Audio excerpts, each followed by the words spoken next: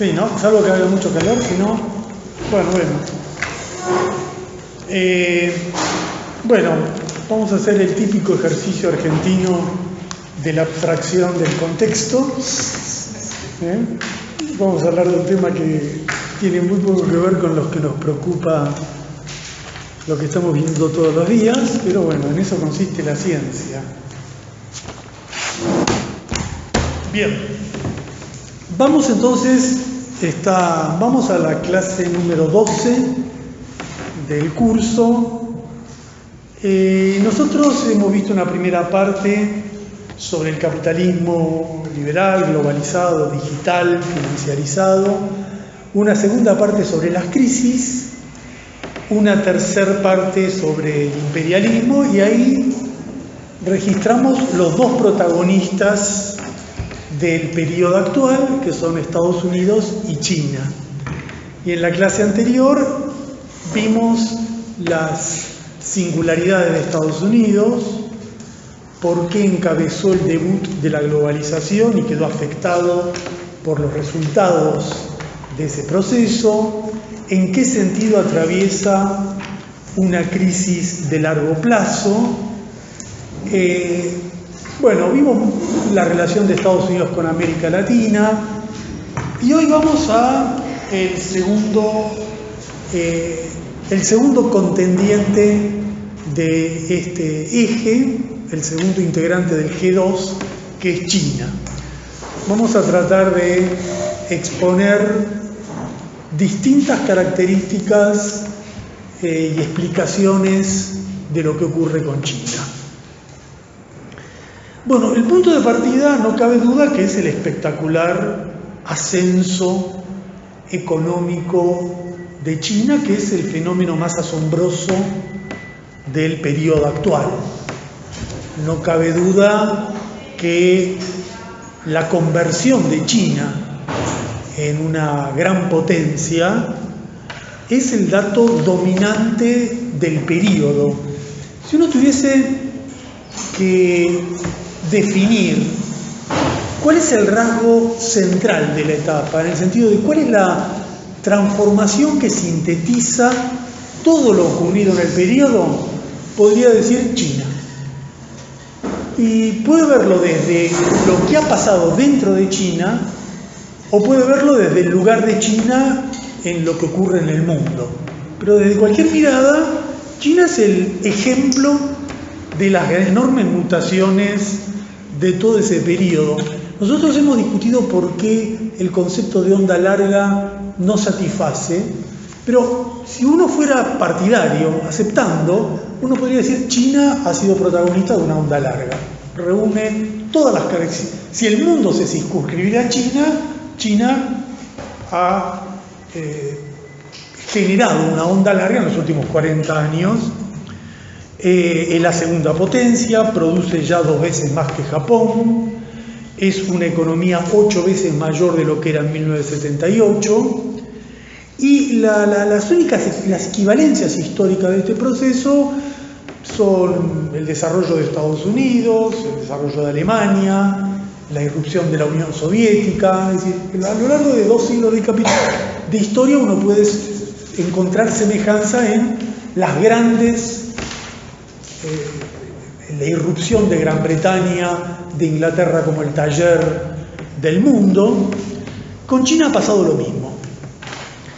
Y la explicación más inmediata de por qué ocurrió algo así podría resumirse en una idea bastante sencilla. China se amoldó como ningún otro país a todas las transformaciones del capitalismo global contemporáneo. Empalmó a pleno con las grandes mutaciones de la etapa en el terreno de la mundialización, de la fuerza de trabajo barata, de la revolución informática, del libre comercio. Es decir, China como ningún otro país se integró a la globalización productiva, y eso se verifica en cualquier índice de exportaciones, de papel de las empresas transnacionales, de usufructo de las comunicaciones y el transporte. Es decir, la explicación es bastante... Si la etapa actual es la globalización productiva, China es su protagonista por ser el eslabón de esa globalización productiva. Ahora, una peculiaridad de este gran ascenso de China es la inédita asociación con Estados Unidos. Aquí habría que pensarlo un poco mejor, pero yo tengo la impresión de que hay una gran anomalía histórica. Aquí aparece un primer rasgo históricamente novedoso, que es que esta inédita expansión de China se genera en asociación directa con la principal potencia del período. En lugar de una potencia que va surgiendo de a poco y termina enfrentando a la potencia dominante, eso más o menos fue la trayectoria de las rivalidades históricas, de las sucesiones hegemónicas. Hay uno que domina, hay otro que va creciendo, en un momento tiene que disputar. Esa es un poco la historia de Japón, Alemania, Inglaterra, Francia, más o menos siempre fue así. La Unión Soviética. La gran novedad es que acá, en vez de crecer y de repente vas a un choque, el crecimiento es asociado al rival. De entrada, desde el viaje de Nixon a China, de entrada se produce una fuerte asociación. China es el mayor socio comercial de Estados Unidos, es el tercer mercado de exportaciones de Estados Unidos, y esa relación que ya vimos en la clase pasada llevó a que Estados Unidos lidere la globalización y termine afectado por los resultados. El que afecta esos resultados es su socio chino. Ahora vemos el otro costado de la película. En la reunión anterior es una potencia que lanza la globalización y termina afectada por los resultados. En esta clase es la otra cara. Es la potencia que se asocia y termina en una posición ventajosa en ese mismo proceso. Yo creo que si uno mira el típico contrapunto con la Unión Soviética, que la analogía está en un sistema social inicial parecido y sobre todo el gran desarrollo inicial, es muy parecido esa expansión de las primeras décadas. Hay una diferencia cualitativa total en un modelo autárquico y un modelo internacional asociado. Son dos cursos distintos. La Unión Soviética fue creciendo hasta disputar con Estados Unidos con un modelo autárquico, cerrado, divorciado del capitalismo, y China fue creciendo asociado no al capitalismo, no solo al capitalismo, sino a la potencia que encarnaba y encarna el capitalismo como es Estados Unidos. Y terminó en esa asociación en una posición ventajosa y de disputa con Estados Unidos. Por lo tanto, la primera explicación, la primera idea, la primera descripción de lo que está ocurriendo, China logró este ascenso inédito de su economía en la órbita mundial por una inserción ventajosa en la mundialización y en una asociación ventajosa con un rival con el cual terminó generando de socio a rival el principal desequilibrio de la economía mundial, que son los desbalances comerciales entre China y Estados Unidos. Al final de la película, Estados Unidos es el principal deudor de China, China es el principal acreedor de Estados Unidos, China es el principal exportador a Estados Unidos depende de ese flujo de mercancías y capitales provenientes de China. Bueno, eso es un proceso de inserción ventajosa en la mundialización, donde China de la nada terminó siendo el primer socio comercial de 120 economías del mundo, el mayor exportador global de mercancías. Entonces, lo que digo hasta acá es una descripción más o menos aceptada por todos. La transformación de China es el dato más relevante del periodo. Esa transformación obedece a una inserción ventajosa en la mundialización en todos los planos de tecnología, comercio y relaciones productivas. Primer punto descriptivo, indudable. Ahora, las explicaciones ya empiezan a complicarse. ¿Qué ángulo explicativo podemos seleccionar? Bueno, esta es la descripción. ¿Cómo se explica esto? Bueno, yo creo que el principal criterio que tenemos que volver, que podemos utilizar, es el criterio de desarrollo desigual y combinado. Ahora, se aplica el desarrollo desigual y combinado, uno lo puede aplicar acá en dos sentidos. En un sentido supracapitalista y en un sentido capitalista. El sentido supracapitalista es verlo en un periodo secular y hacer la comparación. En el momento que Europa emerge a fines en el siglo XVIII, principios del siglo XIX, Europa era una región feudalizada que tuvo una ventaja comparativa para el desarrollo capitalista por esa feudalización que permitió el desarrollo de modalidades capitalistas porosas. En ese momento China ya era una potencia que se estanca. Entonces uno puede verlo en términos supracapitalistas como el capitalismo nace acá, se bloquea aquí y 2 siglos después resurge aquí y se estanca aquí. Ya veremos lo complicado de esta explicación. La otra es más nítida, no tiene tantas vueltas, tantos flancos críticos. La otra es desarrollo desigual y combinado con Estados Unidos. Ahí sí, es el famoso catch-up. Ahí es muy nítido. China se asocia con Estados Unidos y tiene todas las ventajas del que llegó tarde. Todas. Llega tarde, le copia la tecnología, tiene costos más baratos y con costos más baratos, copiando la tecnología, pega el salto. Ahí sí es la relación típica de desarrollo desigual y combinado. Es lo que Alemania le hizo a Inglaterra, es lo que Francia le hizo también al principio a Inglaterra. Ese es el modelo clásico de desarrollo desigual y combinado, donde no cabe duda que es el efecto de un ganador y un perdedor de una asociación. Pero dicho esto, uno pierde de vista que China no se conectó con Estados Unidos cuando China era un rival capitalista. La singularidad de China es que tuvo un pilar socialista previo. Y ahí viene la gran novedad de China. China es el único caso en desarrollo histórico de un piso tan agudo de subdesarrollo. En 1949 China era el país más pobre del mundo, su PBI per cápita era la mitad de África, la esperanza de vida era 44 años y la población analfabeta era el 80% de la población. Ningún proceso de desarrollo partió de un piso tan bajo. Ahí viene la diferencia con Estados Unidos, Inglaterra, Francia, Alemania, cualquiera. Ni siquiera con la Unión Soviética, ni siquiera con Rusia. No hay nada equiparable de arrancar tan de abajo y llegar tan arriba. Bueno, el hecho de arrancar tan de abajo, ahí viene la singularidad de cómo China pudo arrancar de acá y llegar acá. Porque este arranque de aquí hasta empezar a subir tuvo un desarrollo socialista de las primeras 2-3 décadas de la Revolución China. Tuvo un modelo anticapitalista. Ese modelo anticapitalista fue el que permitió crear condiciones de crecimiento sostenido, que ya China no crece al 7% desde ahora, China crece a altas tasas desde 1950. Pero sobre todo, lo importante es el cambio en la estructura de esos 20-30 años. Se alfabetizó a la población, la mujer adquirió derechos, se forjó una clase obrera masiva, se creó el piso que tenía el resto.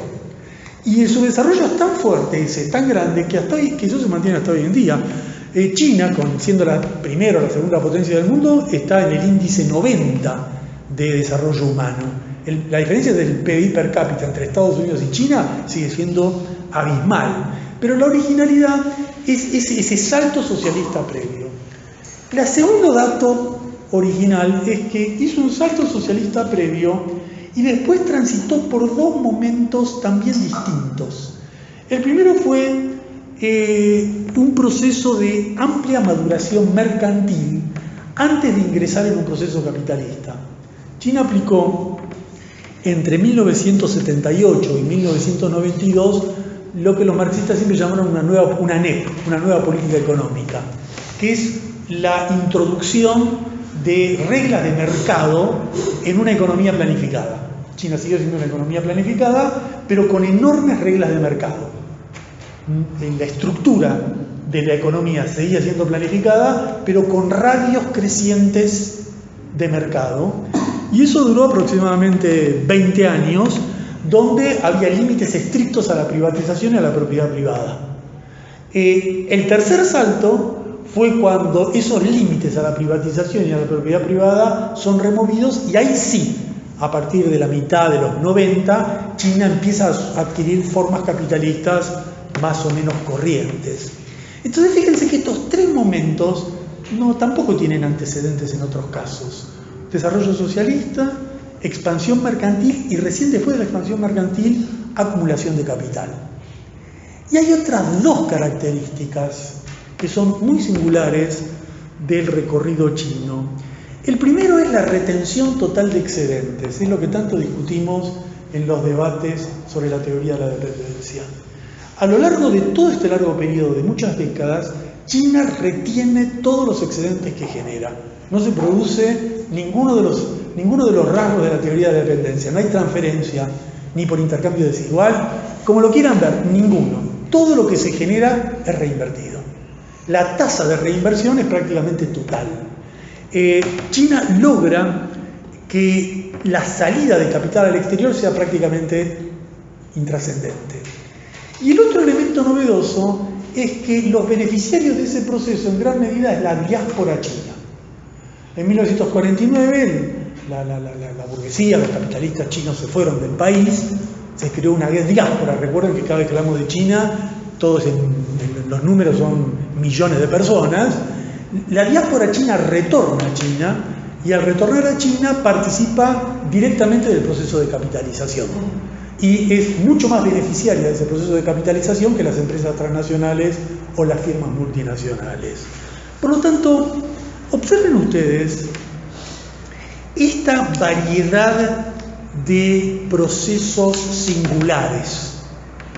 La primera descripción, China, un crecimiento asombroso porque se inserta ventajosamente en la mundialización. Dicho hasta ahí, alguien lo hizo. Un país lo hizo.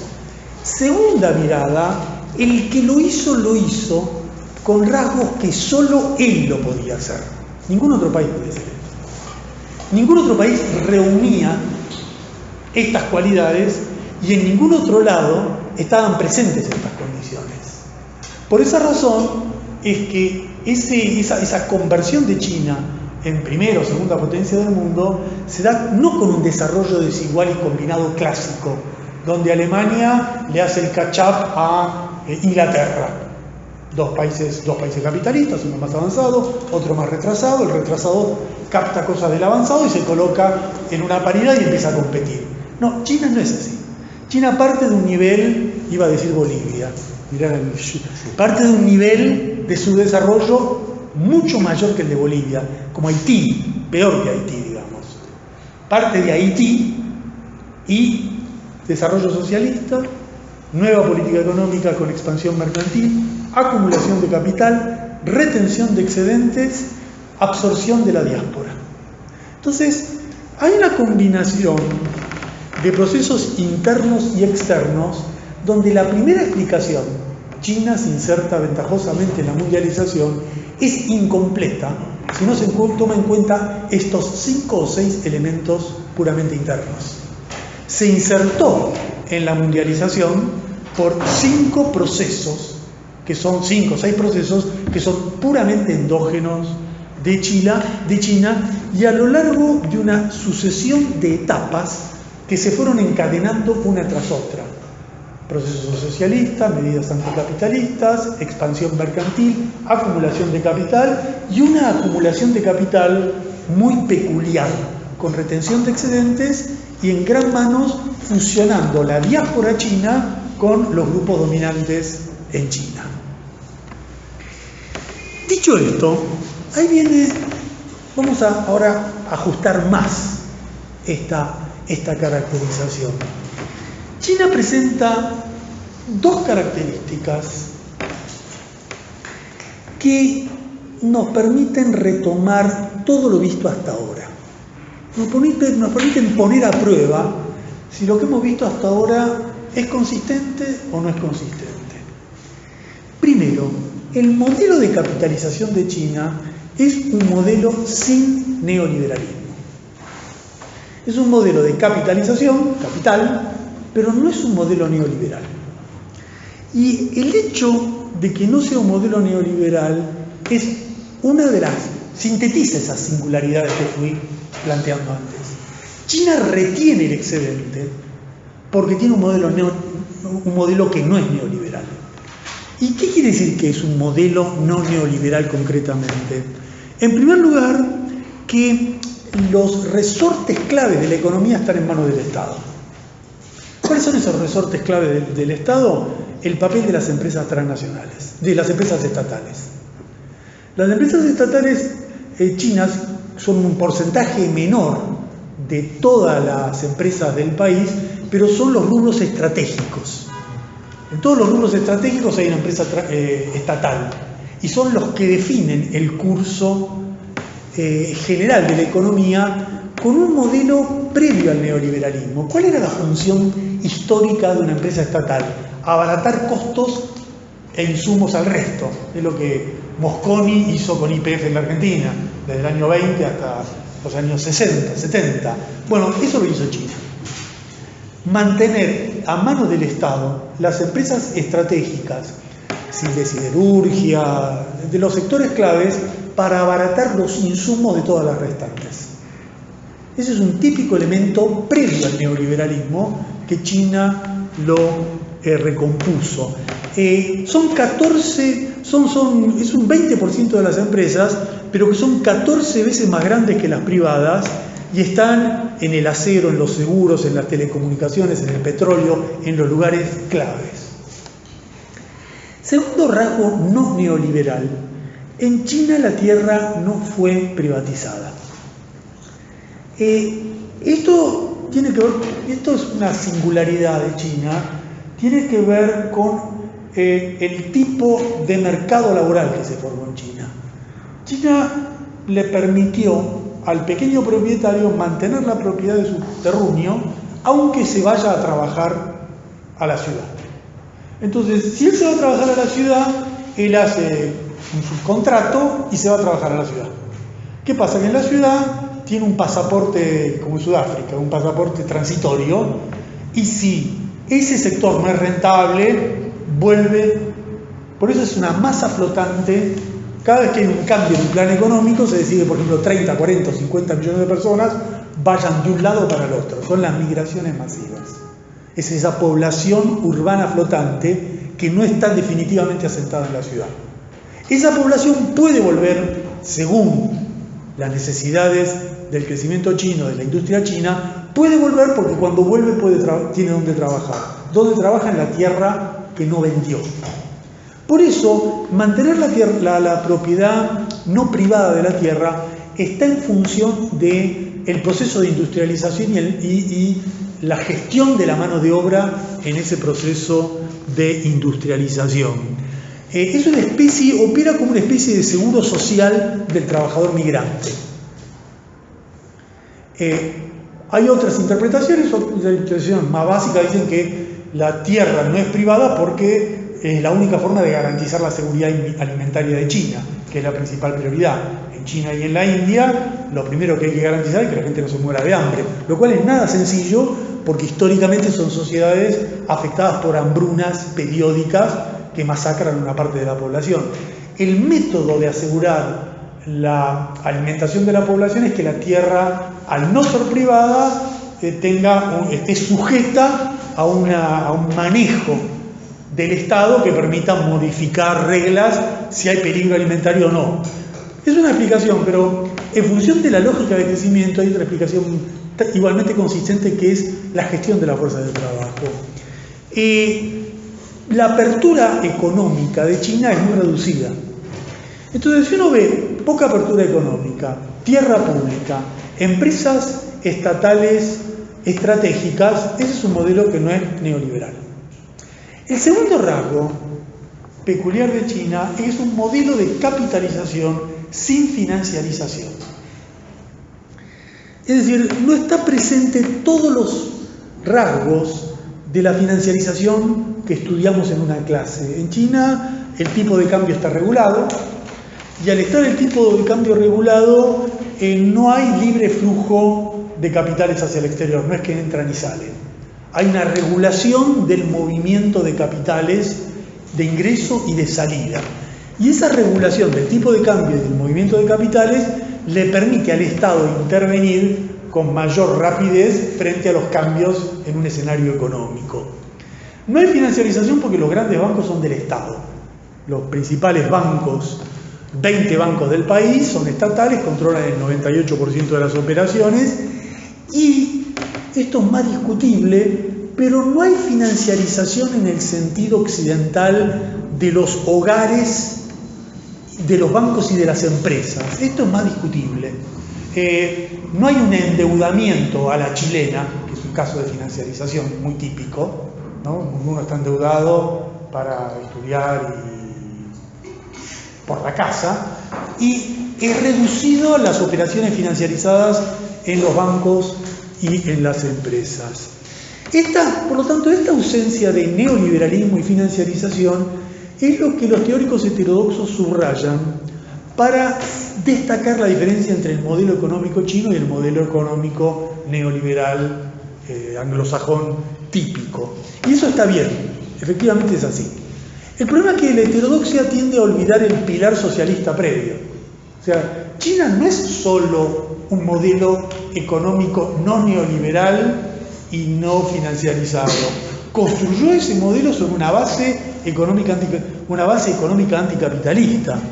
Y por lo tanto, el problema es que esa base anticapitalista previa está presente o no en el modelo. Ya volveremos sobre este problema que es tan delicado. Pero así, hasta ahora, lo que podemos decir es que es un modelo no neoliberal, no financiarizado, pero no un modelo heterodoxo clásico. Para nada. La heterodoxia tiene mucha razón cuando contrapone al modelo chino con las explicaciones liberales del crecimiento chino. La explicación típica de un liberal es que China era un país comunista, descubrió el capitalismo y se transformó en un país capitalista exitoso porque se dio cuenta que el capitalismo es lo mejor que hay. Esto es una tontería. Simplemente es una tontería. No es que era comunista, se hizo capitalista, una simplificación absurda. Sobre todo porque todos los conceptos que fui planteando es para señalar que no es que fue un comunista que un día se hace capitalista. Es un proceso bien complejo de distintas transiciones donde, fíjense que de entrada hay expansión del mercado sin capitalismo y después hay capitalismo sin neoliberalismo y sin financiarización. Entonces, todo esto, en general los liberales tienen una relación bastante traumática con China. Una relación se parece a la que tenían con la Unión Soviética. Por momentos la admiran, por momentos se asustan. Y no se sabe qué pesa más. Si es una mezcla de susto, incomprensión, desprecio, admiración. El periodismo en general liberal oscila entre todas estas reacciones y termina y no logra definir una postura frente a China. Lo importante, fíjense, hasta ahora sería que entonces lo que nosotros tenemos es una explicación que dice: China se expande por el desarrollo desigual y combinado, China lo hace en sucesivos pasos, partiendo de un pilar socialista, reteniendo excedentes, y cuando asume una modalidad de capitalización es sin neoliberalismo y sin financiarización. Esta es una explicación. Fíjense que esta explicación trata de ceñirse a lo que son las categorías usuales del análisis de la época actual, ¿no? Trata de explicar China en función de lo que son los conceptos que usualmente aplicamos para estudiar por qué Estados Unidos tiene problemas, por qué América Latina está como está. Los mismos conceptos usamos para China que para el resto.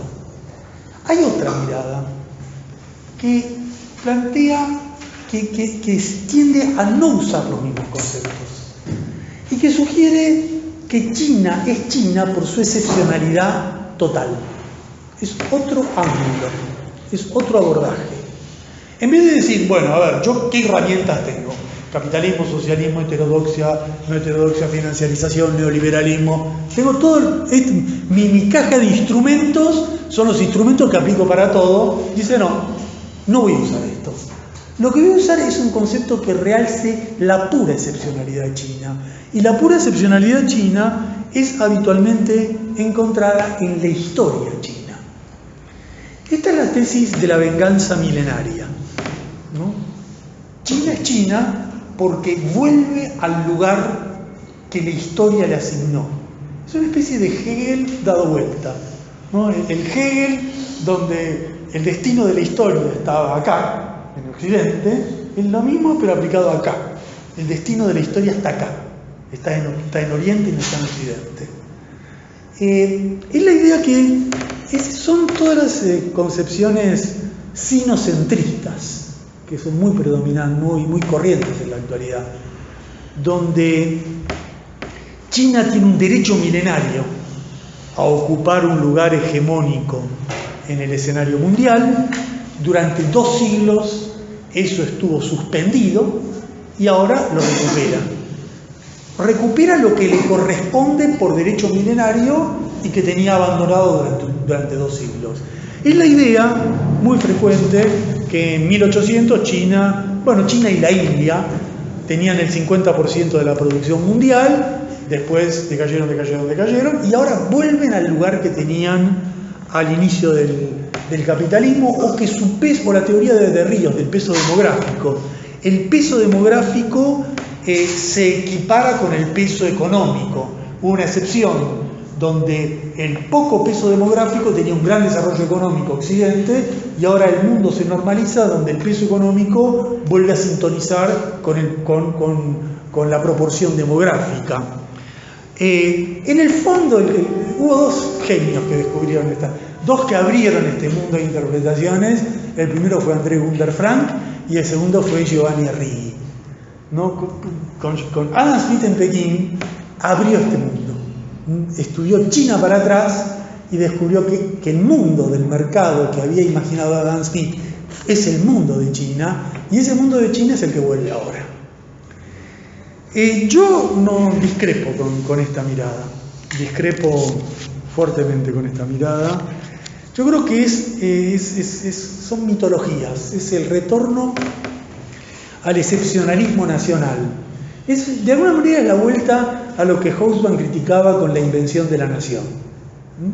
Uno descubre que su propia nación tiene un destino, entonces concibe que ese destino está dado, y una vez que inventó la nación, inventa el excepcionalismo explica por qué le va bien, por qué ocupa un lugar en el mundo. Es un mito nacionalista resurgido. Lo que pasa es que uno no estaba habituado a que el mito nacionalista se aplique a China. El mito nacionalista es el mito de Occidente, el mito, o en todo caso, de Japón, pero no es el mito de China. Pero es la misma idea. Y lo más curioso de esta idea es la fuerza que tiene entre pensadores marxistas, entre sino-marxistas, digamos, ¿no? Donde la idea es que China recupera la ética de Confucio y la dignidad nacional mediante su gran desarrollo. Es lo que otros marxistas, los que yo sigo, Li Chung especialmente, cuestionan la idea de que China es una civilización milenaria. Hay un debate si China es una civilización, es un imperio o es una nación. Si es una civilización, si es un imperio, si es una nación, bueno, hay 2 formas de dirimir si es una civilización, un imperio o una nación. Uno puede dirimir eso con conceptos con criterios de materialismo histórico utilizados para evaluar otras naciones, o puede utilizarlos con criterios singulares para China, y en ese caso China es una nación, un imperio, una civilización porque es China. Y entonces, si es China es porque tenía ese destino para hacerlo.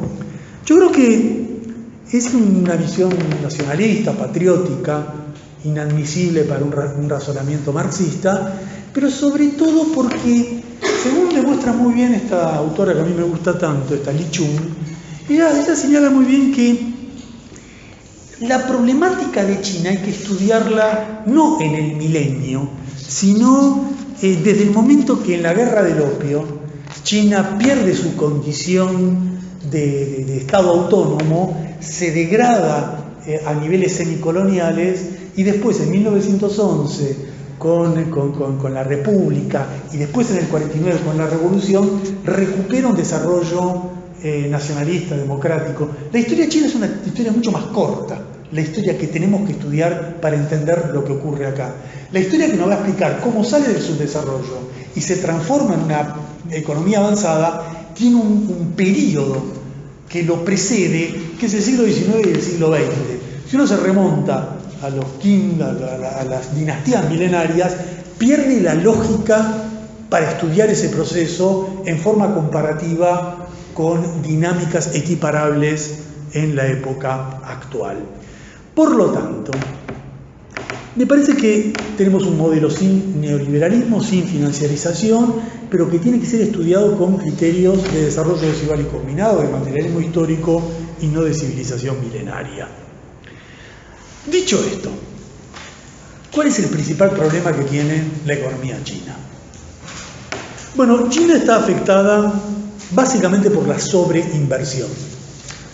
China está afectada por la sobreproducción itinerante que ya estudiamos tanto. Esa sobreproducción conduce a que el país tenga una tasa de inversión, tiene una tasa de inversión del 40%, que la conduce a una sobreproducción estructural permanente. Por ejemplo, últimamente el boom de construcciones. Estados Unidos, en China, utilizó más cemento China en los últimos años que Estados Unidos en toda su historia y ha construido ciudades fantasmas que no se pueden ocupar. Hay una tasa de sobreproducción, de sobreinversión, de sobrecapitalización enorme que explica la tensión del medio ambiente, que explica por qué el 70% de los ríos están contaminados. Bueno, porque esa compulsión a invertir rompe todas las barreras. Y entonces, si el problema de China es la sobreinversión y esa sobreproducción, el problema de la economía china es una tensión permanente en cómo digiere internamente ese sobrante, que es un sobrante que crece mucho más que todo el resto. Yo invierto, produzco, pero si yo invierto el 40%, si mi tasa de inversión es el 40%, mi excedente siempre tiene que ser mayor que cualquier otra tasa, que cualquier otro crecimiento. Entonces yo tengo ahí una masa de sobrantes que tengo que digerir. La tensión de China es cómo digiere eso. Esa es la tensión histórica. Y China está permanentemente empujada a absorber internamente y a que no le alcance la absorción interna. Este es el problema que tiene permanentemente esa economía. Por ejemplo, con la crisis del 2008, esta sobreproducción constante que tiene China, ante una crisis mundial, la decisión de las élites chinas fue, bueno, el desacople. Hay una crisis internacional, bueno, vamos a absorber todo ese excedente adentro. Y efectivamente, ahí aparecieron planes de desarrollo muy fuertes, pero la capacidad de absorción de ese excedente encontró rápidamente un límite, muy rápido. China no entró en la recesión que se esperaba después del 2008, pero pasó de tasa de crecimiento del 10-12% a tasas actuales del 6, como mucho 7. Y el problema es que no puede absorber internamente eso. Y no puede absorber internamente ese excedente porque la tasa de rentabilidad se lo imposibilita. China ya tiene incorporado un modelo de acumulación con reglas capitalistas. Esa regla capitalista es que yo tengo que tener una tasa de rentabilidad dada y no tengo forma de absorber ese excedente con esa tasa de rentabilidad que exigida. Entonces, ¿qué hago? Emito deuda, lanzo préstamos, y si lanzo muchos préstamos, empiezan las burbujas. Entonces China empieza, como no puede absorber ese excedente, le empieza a ocurrir lo que le pasa a Occidente: burbuja inmobiliaria, burbuja de vivienda, bancos en las sombras, contabilidad creativa de las entidades. Entonces no logra eso. Entonces, ¿qué hace China frente a eso? Bueno, si no lo puedo digerir internamente, no me queda otra que volver afuera. Y pese a que en el 2008 intentó una absorción interna del excedente, más o menos en el 2012 se dio cuenta que no podía y se lanza de nuevo al exterior.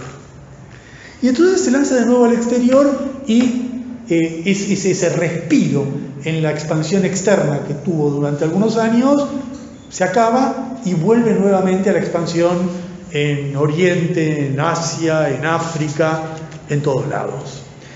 China necesita ir al exterior. Este es el problema de China. China sí o sí tiene que expandirse fuera de sus fronteras. Es una necesidad para desagotar esa sobreproducción creciente.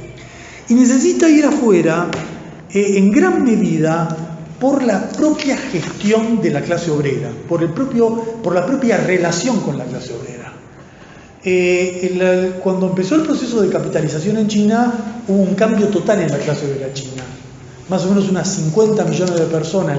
La vieja clase obrera china fue desarticulada. Y después de Tiananmen hubo una gran derrota de los viejos movimientos sindicales chinos y durante varias décadas hubo un crecimiento de un desarrollo chino con un nuevo proletariado que llegaba del campo.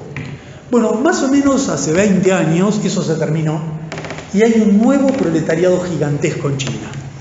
Este proletariado es tan grande, ustedes recuerden que China tiene la clase obrera más grande del mundo, 1/4 de la población, y ese nuevo proletariado joven empezó a pelear, empezó a hacer huelgas y empezó a obtener concesiones, huelgas exitosas. De tener una clase obrera debilitada, las élites chinas volvieron a enfrentar una clase obrera muy poderosa con gran capacidad de presión. Entonces China necesita ir afuera para mantener la tasa de crecimiento y para mantener las concesiones sociales y el equilibrio social con la clase obrera china. Y en tercer lugar, China necesita irse afuera para mantener el equilibrio entre los dos grandes sectores de la élite china, lo que se llama el segmento de la costa y el segmento del interior. La burocracia, acá hay una discusión si es una burocracia o una clase capitalista, digamos, el grupo dominante de la costa, Shanghái, Cantón, Guangdong, el sector más asociado a la mundialización, y el sector del interior menos asociado a la mundialización, más conectado con procesos de acumulación interna. Bueno, entre estos dos sectores hay una tensión permanente y hay como guerras permanentes y procesos de depuración permanentes que se procesan dentro del Partido Comunista como un reequilibrio entre estas dos fuerzas. El último grande fue la gran limpieza que se hizo en los últimos años y que llevó a Xi Jinping al poder. Y bueno, Xi Jinping es el retorno de un gran árbitro, de una gran regulación estatal, de un gran equilibrio para gestionar las tensiones entre estos sectores. Pero entonces, la conclusión de esto es la siguiente. China está estructuralmente afectada por un mal del capitalismo, la sobreproducción, la sobreinversión. La única forma de lidiar con esto es expandiendo su economía hacia el exterior y lo necesita hacer para mantener un equilibrio con la clase obrera y mantener un equilibrio con los grupos dominantes. Bueno, la consecuencia de esta necesidad es un acrecentamiento enorme de las tensiones mundiales. Si esta potencia, la única salida que tiene para sus problemas es ir para afuera, bueno, el problema es que los que están afuera no están tan felices con esa necesidad de la economía china. En general, se suele decir muy acertadamente que China tiene una estrategia de sharp power. No es ni soft power ni hard power. Es una política exterior cauta. La política exterior cauta de China tiene que ver con el viejo encierro de China, pero tiene que ver sobre todo con el hecho de que es un país que tiene una potencialidad económica enorme, divorciada de su tradición expansiva. Eso es lo que Giovanni Arrighi planteó bien. No tiene ninguna tradición imperial fuera de sus propias fronteras, pero tiene una economía que la empuja a irse fuera de sus fronteras. Bueno, ahí está la gran contradicción. China necesita una expansión económica externa y esa expansión económica externa corroe la geopolítica cauta, moderada que tiene China. Ahí empieza a jugar entre dos fuerzas. China necesita que nada en el mundo, por ejemplo, cuando en Chile se iba a hacer la conferencia la semana después de esta, China dijo, no hay problema, yo no tengo ningún inconveniente, yo acepto a Piñera en el poder. Fue el único país que dijo, yo no tengo problema que se haga ahí. Todo el resto dijo, vamos a hacer una conferencia en medio de un país incendiado. China es lo conservador en el plano geopolítico.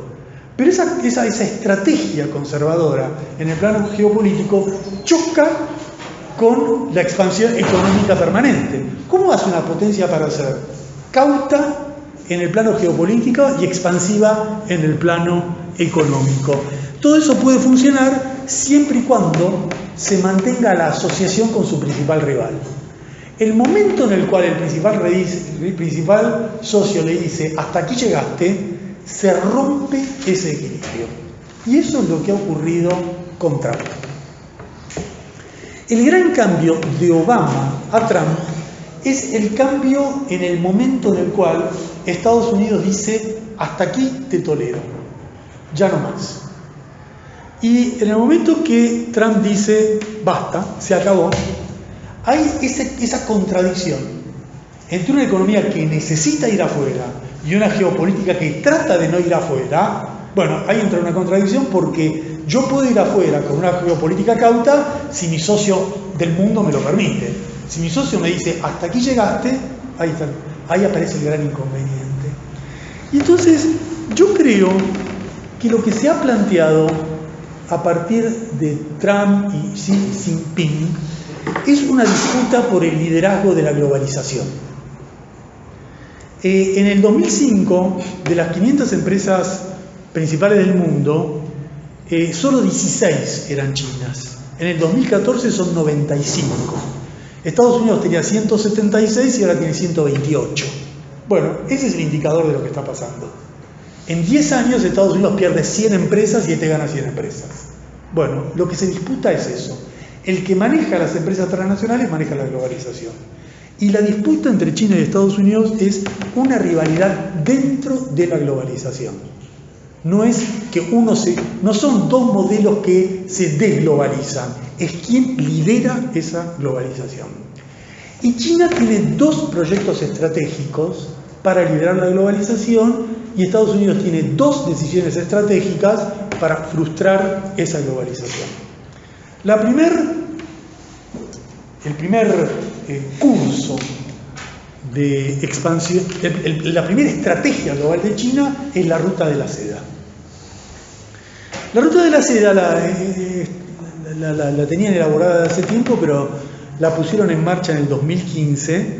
Y la ruta de la seda es todo ese excedente que yo no puedo colocar, lo voy a colocar, pero no es que lo voy a ir colocando como hasta ahora vendiendo acá.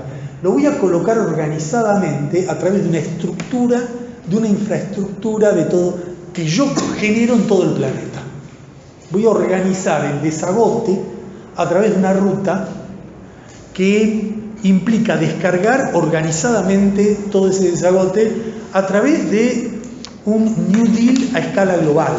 Puertos, aeropuertos, caminos, trenes.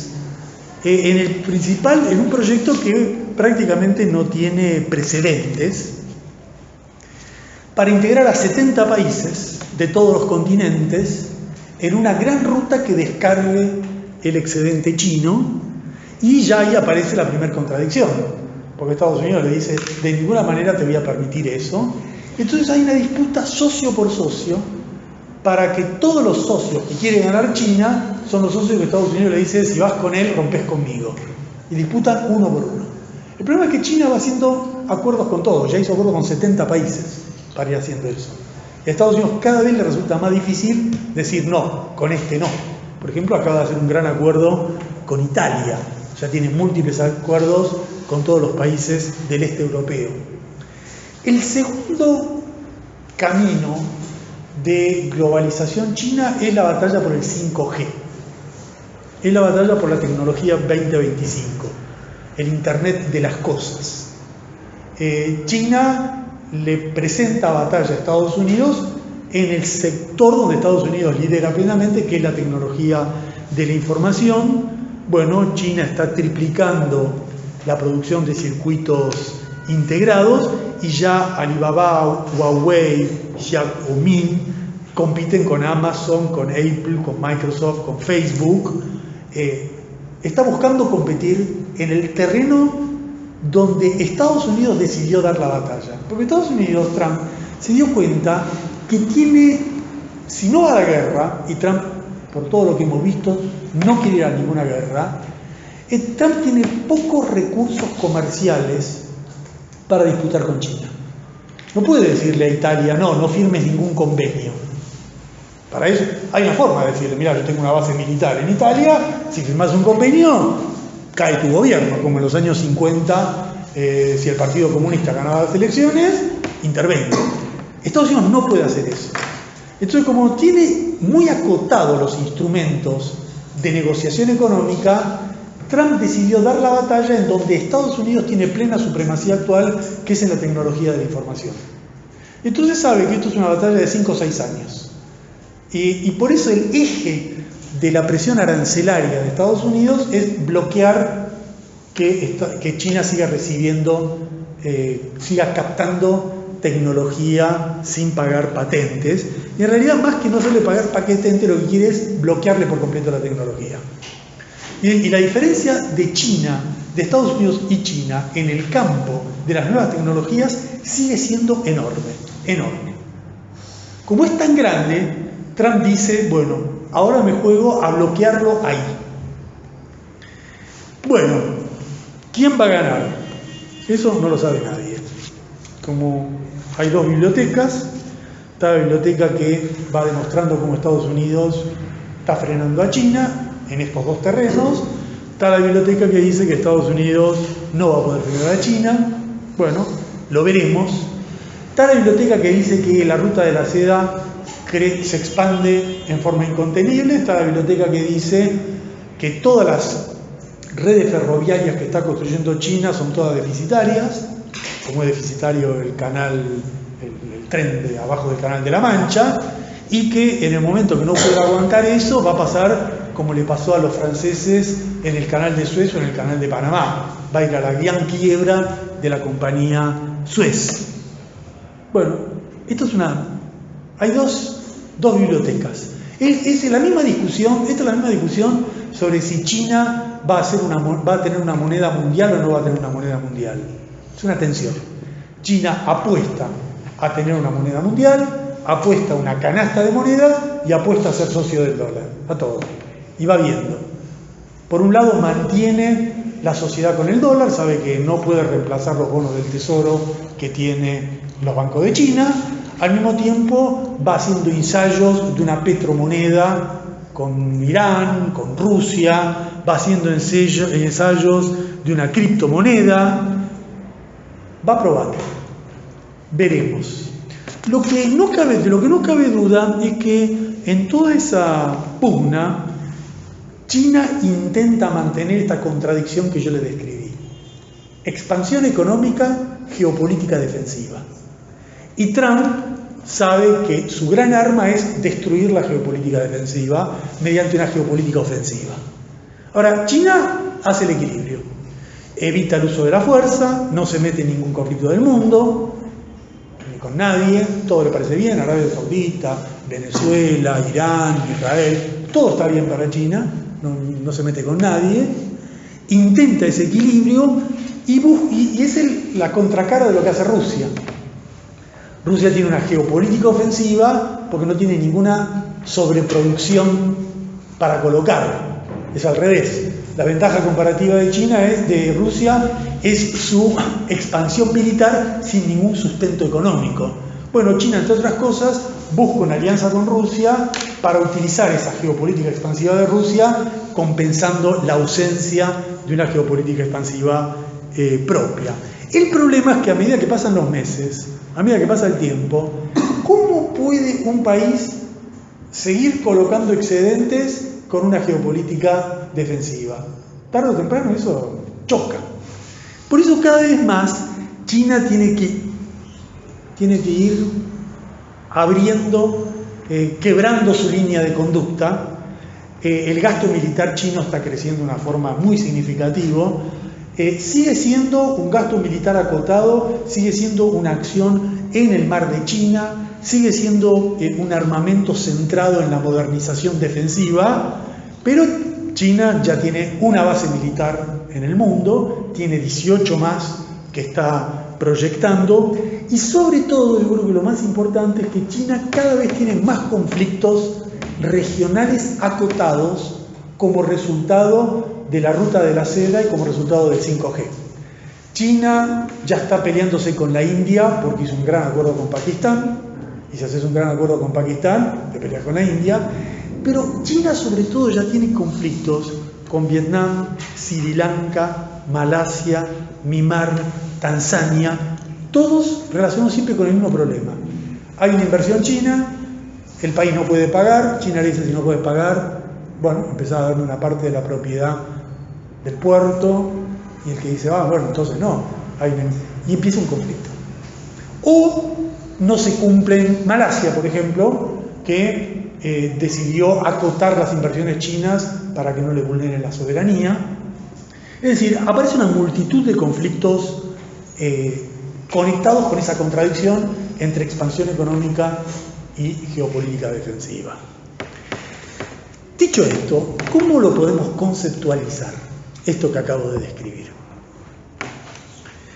Yo creo que la mejor forma de conceptualizar esta contradicción es en términos de imperialismo. Y ahí viene el problema. China, lo que yo acabo de describir, ¿es una potencia imperial o no es una potencia imperial? Mi impresión es que yo soy seguidor de todos los teóricos que hablan de un imperio en gestación, un imperio en formación.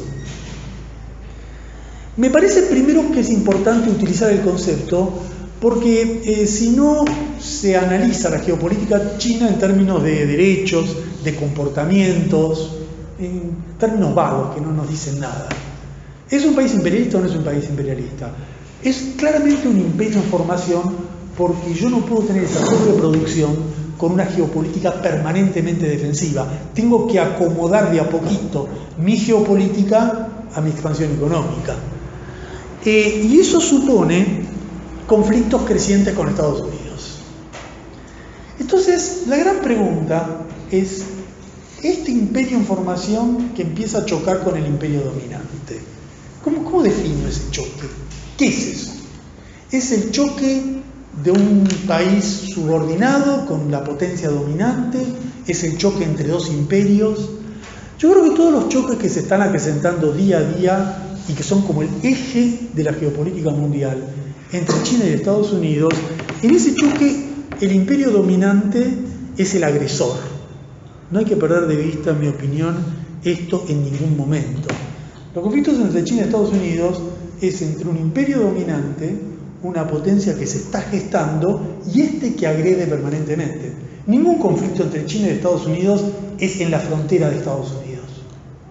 No es que China ha mandado submarinos a California, pero en cambio Estados Unidos tiene todos los submarinos en el mar de China. El que ejerce la presión militar, el que le dice a Corea, a Japón, cuando Japón le dijo: me levanto, sacame la base de Okinawa, Estados Unidos le dice ni sueñes. Una base de Okinawa fuerte para presionar permanentemente sobre China. El acuerdo con Australia para presionar sobre China. Es decir, Estados Unidos actúa como una potencia agresora. Intenta hacer con China lo que hizo con la Unión Soviética. Exactamente lo mismo. Rodearla, presionarla, hacerle la Guerra Fría, hacerle el chantaje nuclear, tratar de socodar y que un día la Unión Soviética y China diga: bueno, listo, perdí. Sube Gorbachev, después tengo un Yeltsin, perdí.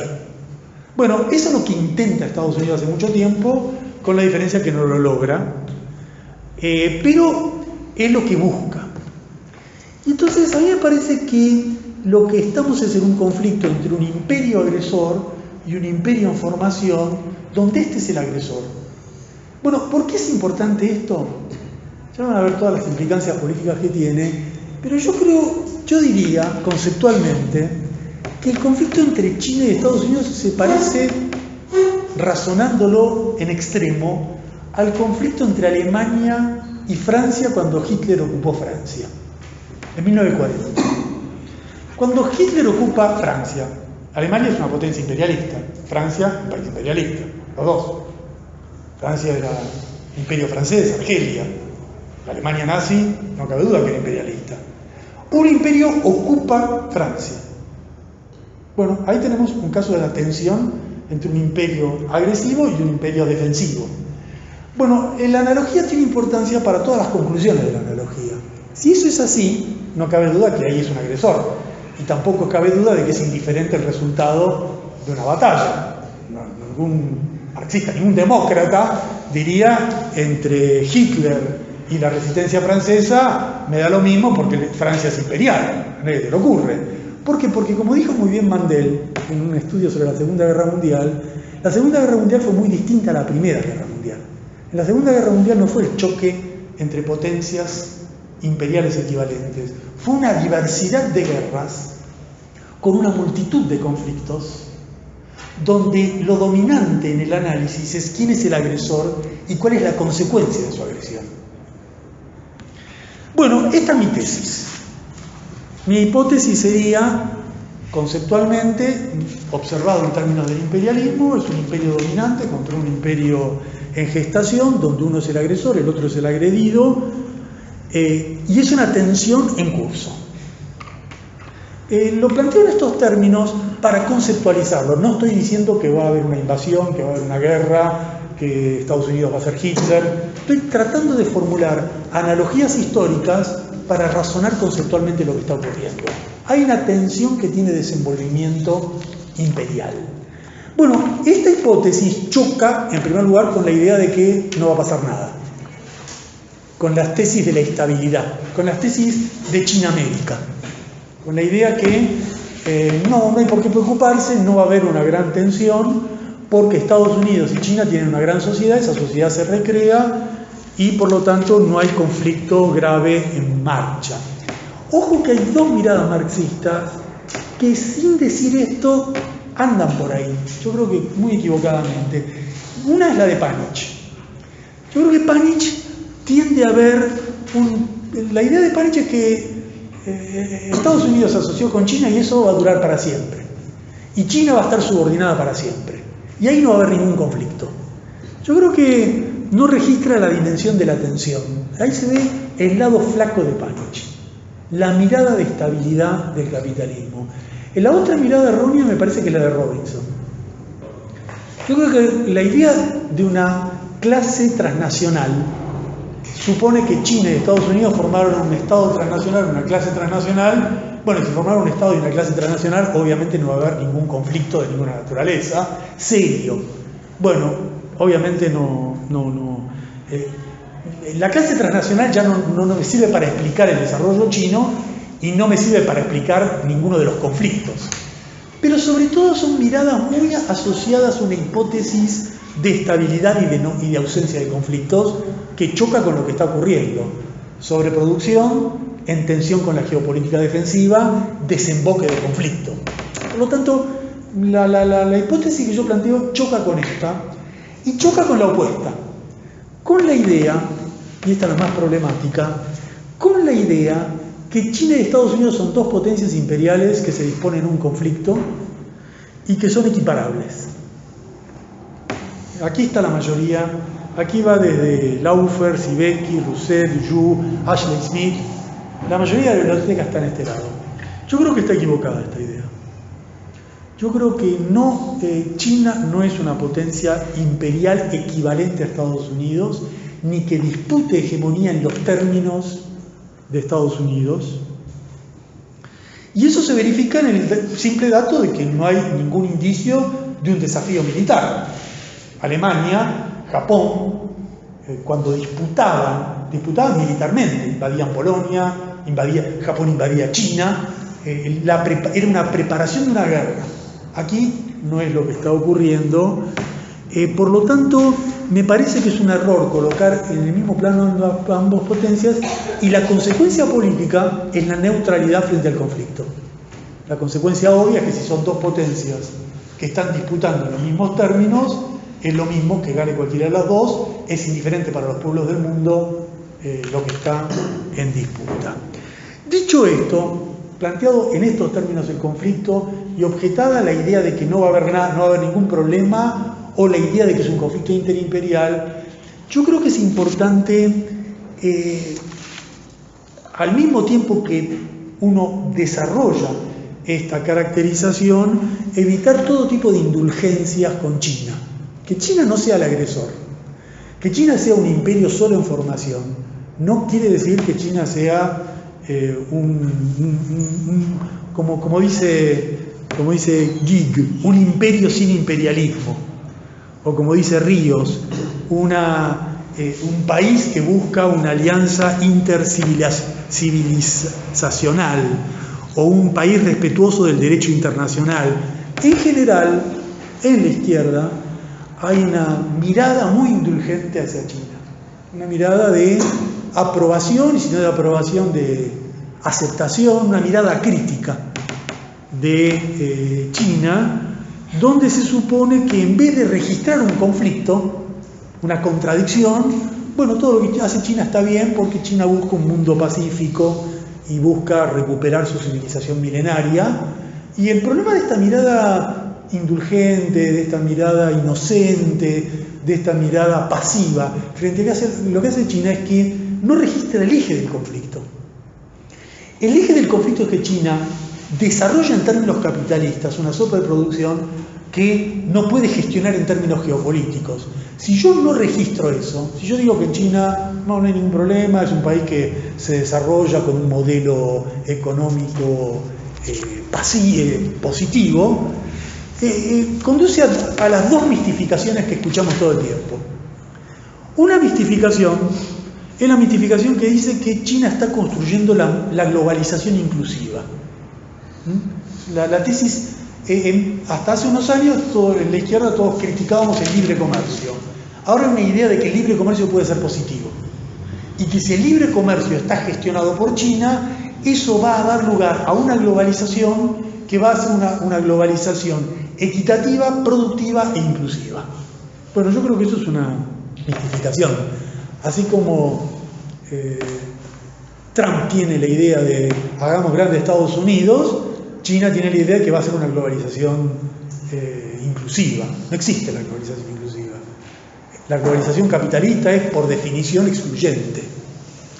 Y la otra mirada, así también indulgente, es la idea del sur global. China no es una potencia, China no ingresa en el mundo como potencia, China es parte del mundo antiimperialista, es una especie de los no alineados. Bueno, me parece que también esta mirada es una mirada indulgente. En realidad, si uno sigue el criterio que yo planteo, la hipótesis que yo planteo, y dice, bueno, acá hay un imperio en formación contra un imperio dominante, el imperio dominante es el agresor, de este conflicto no se deduce necesariamente una postura definida frente a la multitud de conflictos parciales que genera este conflicto. Tomemos dos, Taiwán y Hong Kong. Taiwán y Hong Kong están relacionados con este conflicto. China no quiere saber nada con que Taiwán ratifique su condición de país divorciado de China. Hong Kong está en esa transición tan contradictoria donde hay una demanda democrática de los manifestantes al mismo tiempo de una presión imperial evidente en los manifestantes. Entonces, ¿cómo uno ¿Cómo uno se posiciona frente? Es evidente que Estados Unidos está detrás de Taiwán, que Estados Unidos está detrás de las manifestaciones de Hong Kong, pero también es evidente que en las manifestaciones de Hong Kong hay una exigencia, una demanda de no aceptación del autoritarismo y la ausencia de libertades públicas que rigen en China. Entonces, ¿cómo uno evalúa este universo de problemas? Probablemente teniendo en cuenta que cada vez que se presenta un conflicto de estas características hay que combinar el análisis de demandas legítimas de autodeterminación o demandas legítimas democráticas nacionales y la función que cumplen en el escenario mundial. Por esa razón, muchos apoyamos Cataluña, pero no apoyamos el derecho de los malvinenses de separarse de la Argentina. Todo depende de la caracterización de estos dos criterios analíticos que uno toma en cuenta, pero estos criterios analíticos para casos específicos tienen que partir de una definición global de lo que está en juego. Lo que está en juego es un imperio en formación versus un imperio dominante. Bien, dicho esto, una pequeña observación sobre América Latina al pasar y después vamos al problema más complicado de todos. De América Latina, de todo lo que yo he planteado, por toda esta combinación de definiciones sobre China, de ahí yo creo que cuando se estudia la relación de América Latina y China, hay que partir, frecuentemente no se parte de una visión general sobre China. Entonces, uno se despista para cualquier lado. Primero uno tiene que tener una opinión sobre China y después ver la relación con América Latina. En América Latina hay una relación conflictiva porque China quiere vender, pero quiere no meterse contra Estados Unidos. Y en ningún lugar como en América Latina, si vos vendés en Venezuela, tenés que entrar en un conflicto con Estados Unidos. Es muy difícil, el equilibrio que intenta hacer China es un equilibrio muy difícil. Bueno, ahí hay un artículo donde yo postulo la tesis de un socio para no imitar, ¿no? La idea que en un proceso emancipatorio de América Latina no es indiferente la relación con China. China no es equiparable a Estados Unidos. Estados Unidos es el dominador, el enemigo central para un proceso emancipatorio de América Latina. Una relación de sociedad con China es indispensable, pero esa relación de sociedad con China implica, en primer lugar, la existencia de un bloque latinoamericano que negocie con China en condiciones de mínima igualdad, y no esas negociaciones país por país que dominan en la actualidad, y al mismo tiempo una visión de China donde se comprenda esta especificidad, lo cual de nuevo implica no el elogio acrítico a China, sino saber quién es China en su relación con América Latina, que es la potencia que primariza, que refuerza la primarización, pero al mismo tiempo que el que refuerza la primarización es un aliado potencial para un proceso de resistencia contra Estados Unidos. Por lo tanto, lo de América Latina está conectado con la caracterización general. La caracterización general nos aclara muchos rasgos de lo que hemos estudiado hasta ahora. Y todo esto nos lleva al último y gran problema, el más complicado de todos, el que no sé si voy a dar una definición tan contundente como querría. De todo lo dicho hasta ahora, se deducen varias definiciones o hipótesis más o menos categóricas. De todo lo dicho hasta ahora, ¿se puede definir con exactitud qué es China? Porque fíjense que toda mi exposición yo he ido definiendo por qué creció China, cuál es la relación de China con Estados Unidos, en qué términos imperiales uno podría caracterizar a China, cuál es la contradicción que tiene China, pero la pregunta, ¿qué es China? ¿Cómo se define? ¿Es un país capitalista? ¿Es un país socialista? ¿Es un país que no es ni capitalista ni socialista? La pregunta, ¿qué es China? Debería ser el corolario final de este razonamiento. Todo este razonamiento nos debería conducir a una conclusión que permita definir qué es China en la actualidad. Bueno, mi hipótesis sería que China es una restauración capitalista todavía inconclusa. Un país en tránsito al capitalismo, pero ese tránsito no ha concluido.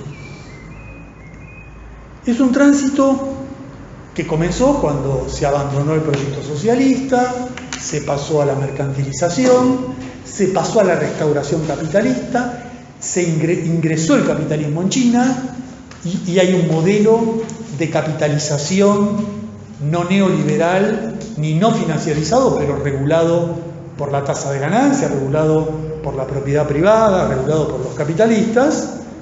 Pero yo tengo la impresión de que es un proceso no concluido. Y no concluido, digamos, mirado de esta manera. ¿Por qué no concluido? Yo diría que está concluido si uno define el capitalismo como un sistema regulado por la propiedad privada de los medios de producción.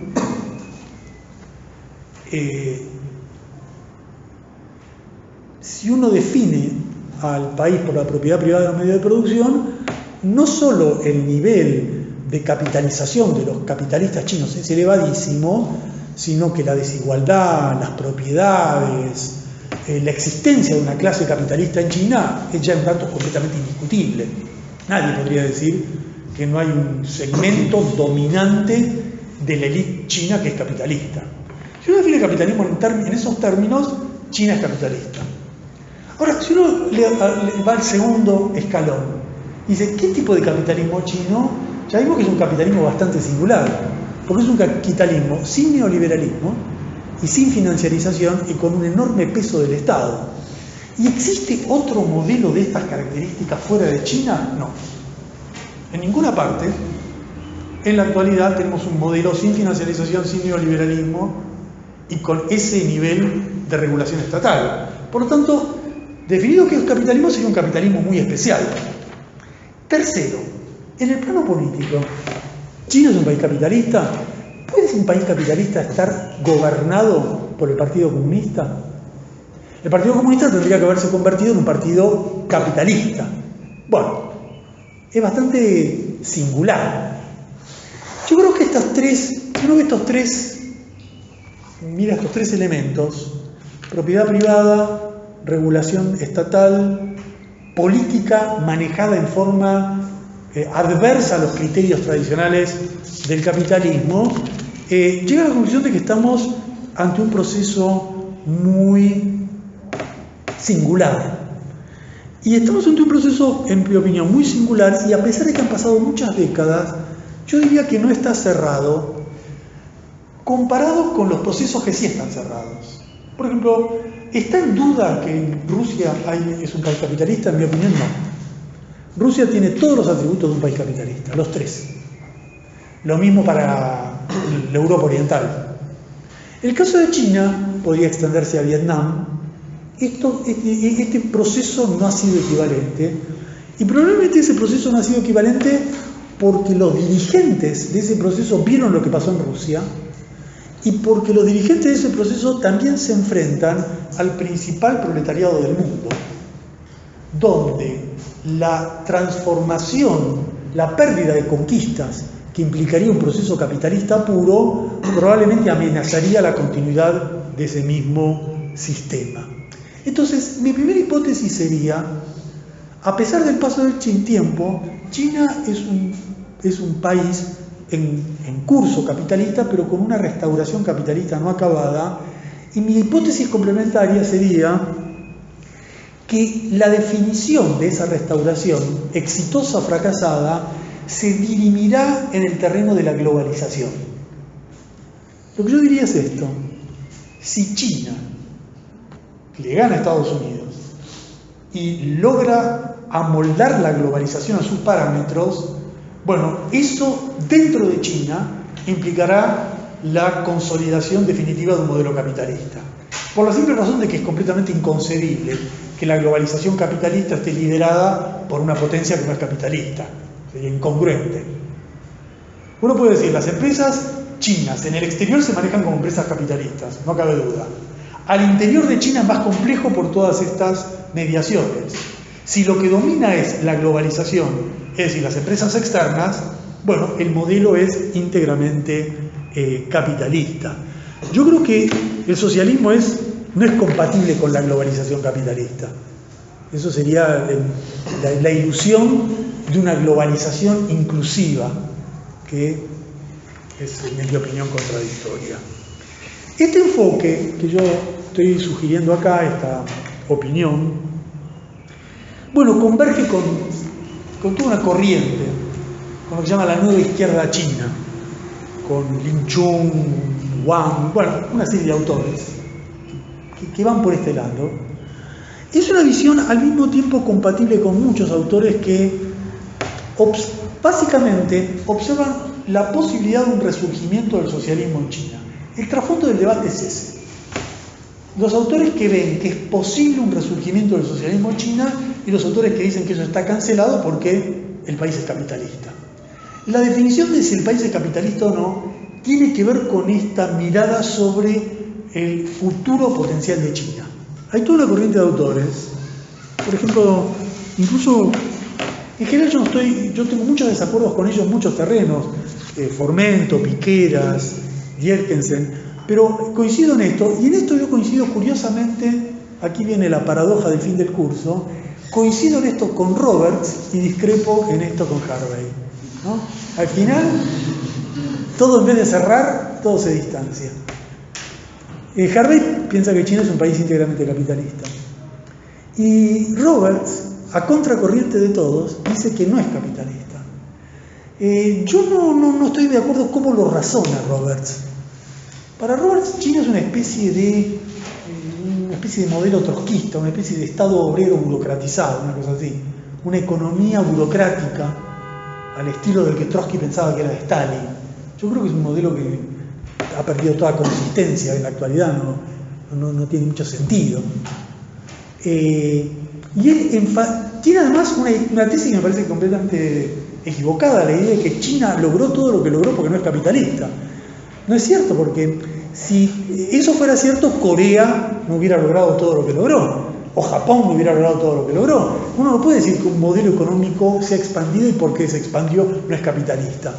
Además es una cosa curiosa porque la definición de Roberts sobre China contradice todos sus razonamientos sobre el capitalismo mundial, sobre que la economía mundial está estancada. Bueno, pero curiosamente yo creo que en eso...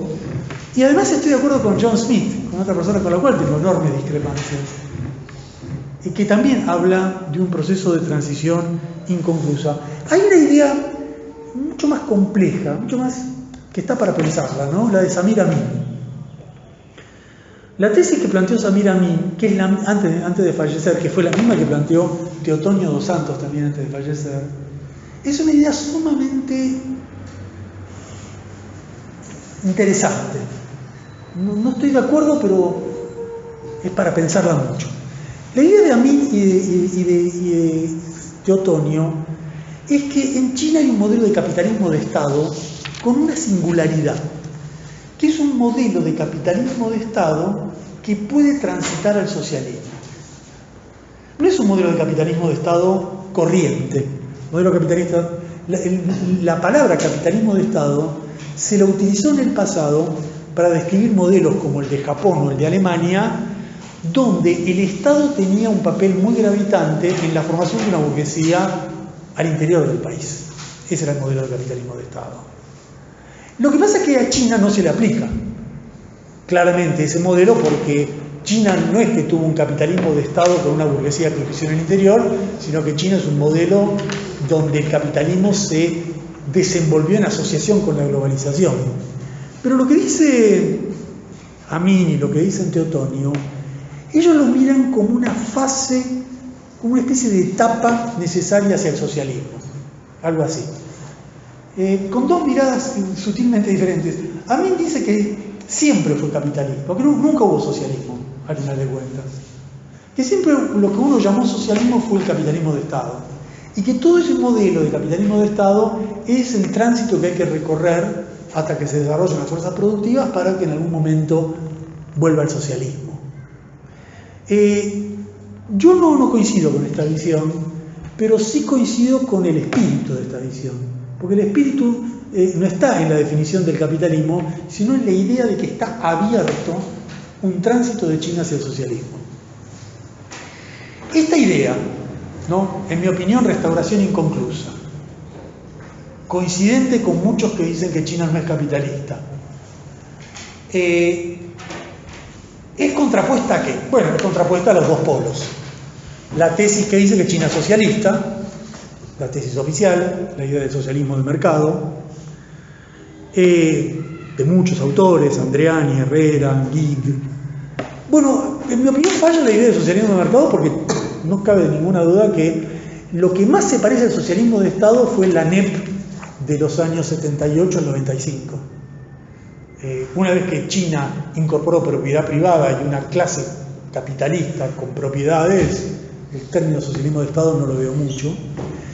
Pero también esta tesis es contrapuesta a la idea de que China es un país plenamente capitalista, es la tesis de Duménil, es un capitalismo managerial, o la tesis principal de Yu, que dice que es un capitalismo burocrático, ¿no?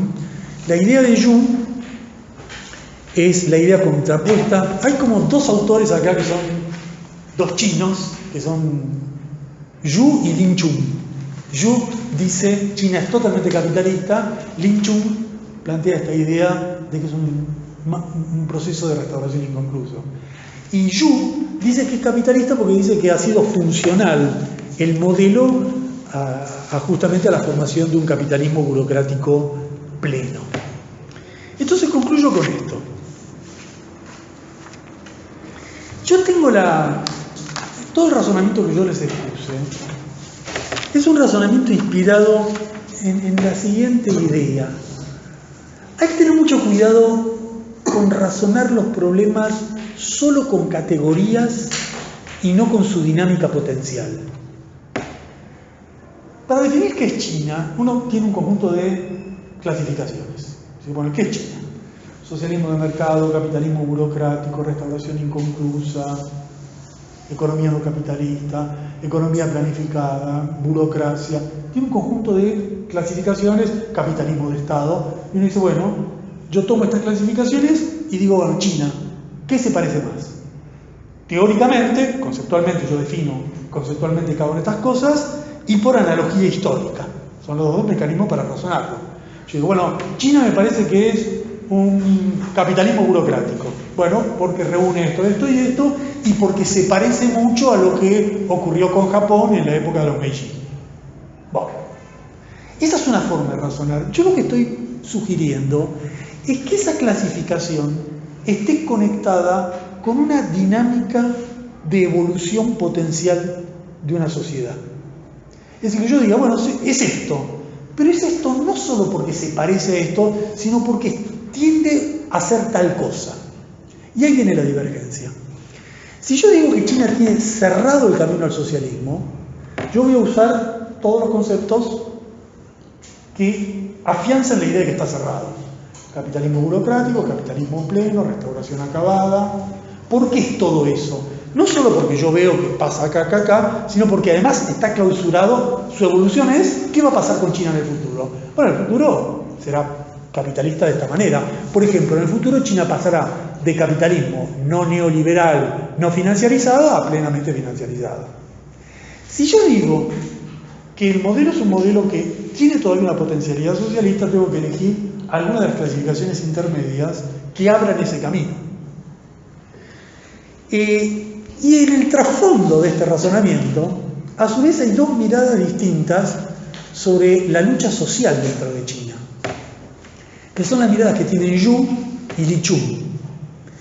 La mirada que dice, en China hay una batalla permanente por conquistas sociales donde la clase obrera tiene un papel muy activo y logra conquistas. Y logra esas conquistas porque además de una lucha social activa hay un legado socialista vigente en el papel, por ejemplo, que tiene el maoísmo tan fuerte en China en la actualidad, o en la resurrección del pensamiento marxista, o en el uso del marxismo. Si yo digo todo eso, quiere decir que mi clasificación sobre es esta categoría y está abierto al socialismo porque yo tengo un registro de la relación de clases hoy en China. Esta es la mirada de Lin Chung. La mirada que tiene Yu es totalmente opuesta. La mirada de Yu dice, no, acá está cerrado la lucha social en China porque hubo una derrota histórica de los trabajadores. Ha sido diezmada la clase obrera como sujeto social, no existe, como está dominada por un sistema represivo, coercitivo, que la tiene en un estado de inacción total, y el legado socialista no solo está destruido, sino que es nocivo. La palabra socialismo, comunismo, en China es sinónimo de dictadura, y por lo tanto pasa a ser como una carga, más que como una potencialidad. Entonces, acá es una tesis del capitalismo consumado, porque también hay una mirada de lo que ocurre en China que confirmaría que ese capitalismo está definitivamente cerrado. Yo creo que yo soy, como han visto en la exposición, más afín a la primera idea, mucho más afín al primer enfoque. Es una mirada también sobre qué valor le da uno a cada elemento en el análisis. Por ejemplo, si yo pienso que lo más relevante para un proceso político es la existencia de democracia política, la democracia política es lo central, y si no hay democracia, todo lo demás falla. Yo sería más afín a la visión de Yu, que dice que, por ejemplo, que China es una dictadura parecida a la del Kuomintang o a la coreana. Caracteriza que el régimen de Xi Jinping es equivalente al Taipei, es equivalente a la dictadura coreana. Es decir, hay un régimen dictatorial semifascista. Si yo priorizo las libertades públicas como elemento analítico, yo voy a decir, como dice Yu, es una sociedad premoderna, es una sociedad que no tiene sociedad civil, y por lo tanto ese es el elemento que guía mi análisis. Si yo, en cambio, coloco el elemento de la ausencia de democracia, que nadie la cuestiona, como uno de los componentes del análisis, bueno, yo voy a llegar a otra conclusión. Y por eso yo soy más afín a la teoría de la visión de la nueva izquierda china, porque veo una mirada más compleja, donde la demanda política, que es común, democracia socialista, libertades, fin del autoritarismo, no está ningún demócrata socialista acepta la coerción imperante en China, pero asociado a un programa que permitiría recomponer el camino al socialismo, que en esta visión no está. En esta visión simplemente hay una derrota y esperar que ocurra algo fuera de China, probablemente en el mundo occidental, para que se reanime alguna posibilidad de lucha emancipatoria en China. Esta visión dice, en cambio, no. El camino es un camino de fortalecer a la clase obrera, de lograr esas conquistas sociales y de formular un programa de retorno a la ANEP y de freno a la globalización. Es un programa que sostiene que China tiene que construir un modelo económico donde invierta en el interior y no tenga un programa de globalización, y que por ese camino reconstruya un proyecto socialista. Bueno, esta visión más integral me parece a mí más consistente para tener una mirada sobre China. Señores y señoras, esto concluyó. Así que al que le quedan fuerzas,